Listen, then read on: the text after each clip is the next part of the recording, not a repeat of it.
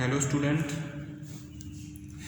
today we will perform the physics new experiment, and the aim for this experiment will be to determine the wavelength of sodium light by Newton's ring, and the apparatus required for this experiment will be sodium light.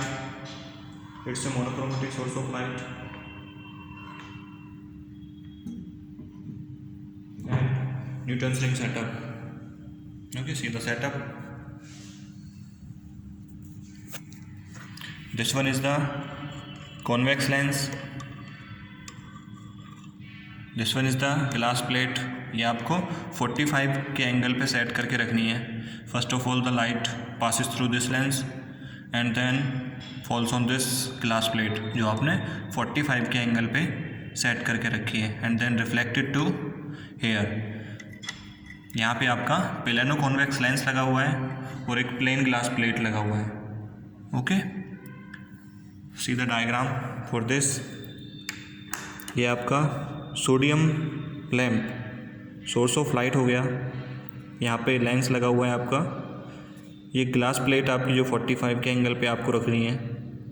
First of all light falls on this and then reflected to hair.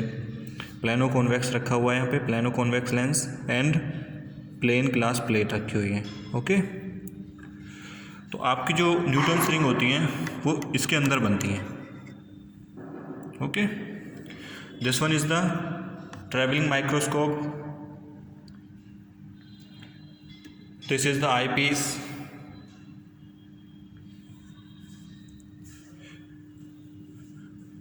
This is vernier scale. इस पे आपके total 100 division है. 80, 90, 100. Okay, इस पे total आपके 100 division होते हैं. ये आपका मैन स्केल हो गया. ये आपका मैन स्केल हो गया. मैन स्केल की जो रीडिंग होंगी आपकी वो 10 mm, 20 mm, 30 mm, 40 mm and so on. And the smallest division on this main scale will be 1 mm. Okay, now first of all we will know the least count of this setup, and the least count formula is least count equal to the smallest division on n scale 1 mm upon total number of division on vernier scale means 100 equal to आपका 0.01 mm. ये least count हो गया आपका. Okay, now see the rings. आपको rings दिखा देता हूँ. ये देखो, ये रिंग्स है आपकी. ये बीच में क्रॉस वायर दिख रहा होगा आपको ब्लैक कलर.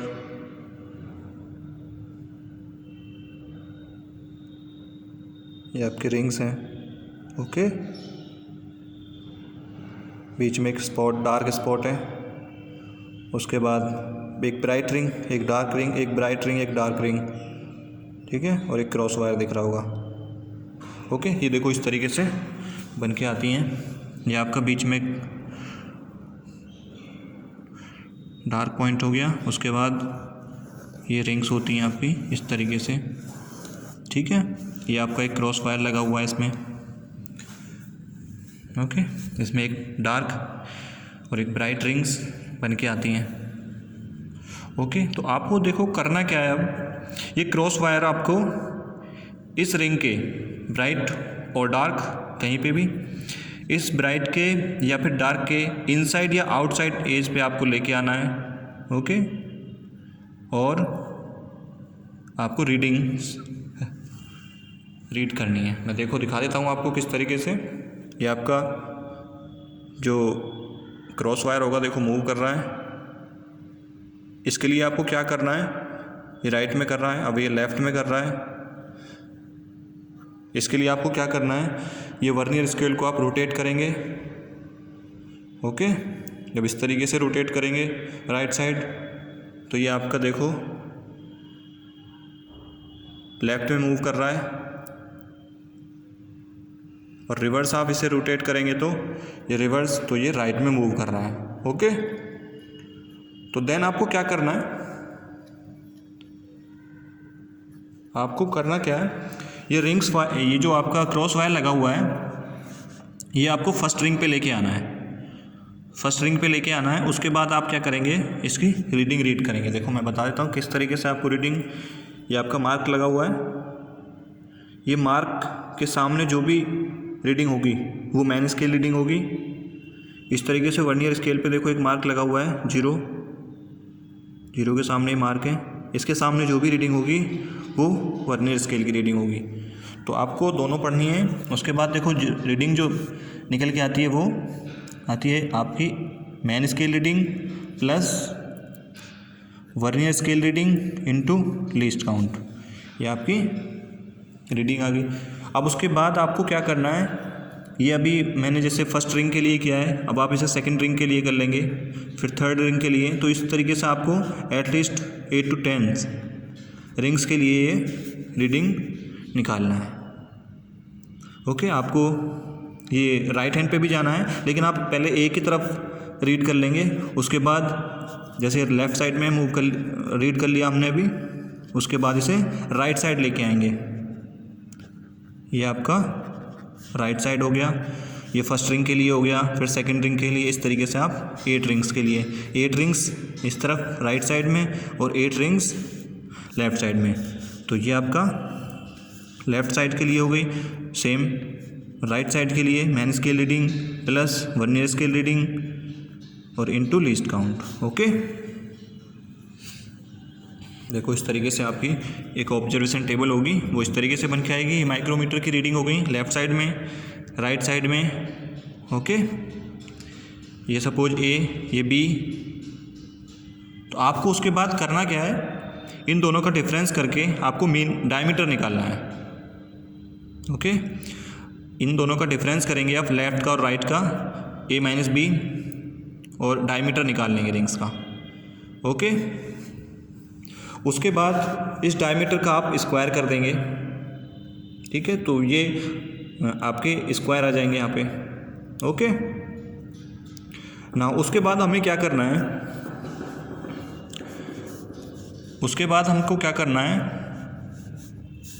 ये D N plus P square minus D N square, इसकी वैल्यू हमें निकालनी है। यहाँ पे एन क्या हो गया, एन आपका नंबर ऑफ रिंग्स हो गया।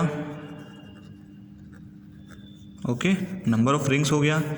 पी आपका कोई भी एक पॉजिटिव इंटीजर हो गया, जो कि हम जितनी आपने रिंग ली हैं उसका हम हाफ ले लेंगे इसका।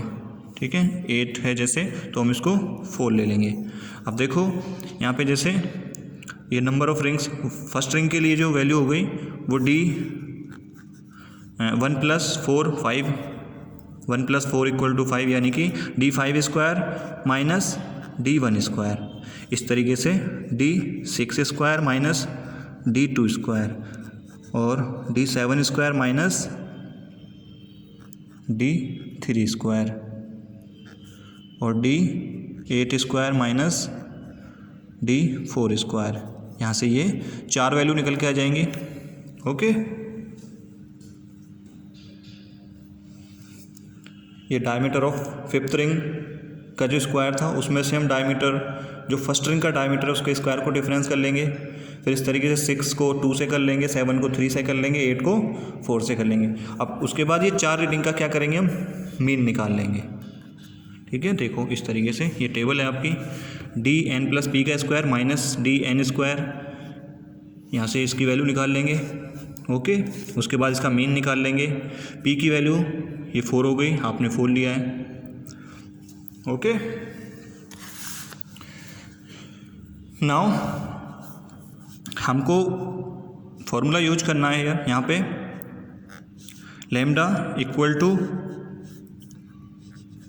D N plus P square minus D N square upon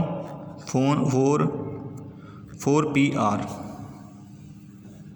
ठीक है, यहाँ पे ये जो वैल्यू है आपकी, ये मीन हो गया ये वाला।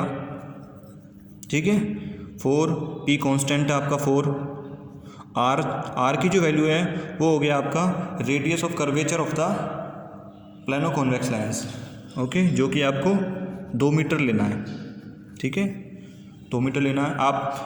आपको ये ध्यान रखना है कि जो ऊपर जो मीन है ये आपका mm² में निकल के आया है, ओके, ये मीटर में है, और आपको जो लैम्डा की वैल्यू मतलब वेवलेंथ तो आपको निकालनी है, वो आपको एंगस्ट्रॉम में निकालनी है, तो आप इसको कन्वर्ट कर लेंगे। वेवलेंथ का जो स्टैंडर्ड वैल्यू होती है वो होती है आपकी 5890 से 5896 एंगस्ट्रॉम, ठीक है। यहाँ से आप इसका परसेंटेज ऑफ एरर निकाल लेंगे। परसेंटेज ऑफ एरर क्या होता है, इसका फॉर्मूला स्टैंडर्ड वैल्यू डिफरेंस कर दो experimental value upon standard value into 100, तो यहाँ से आपका परसेंटेज ऑफ एरर निकल के आ जाएगा, ओके। तो ये आपका एक्सपेरिमेंट हो गया, यहाँ से लैम्डा की वैल्यू निकल के आ जाएगी the wavelength of sodium light, okay.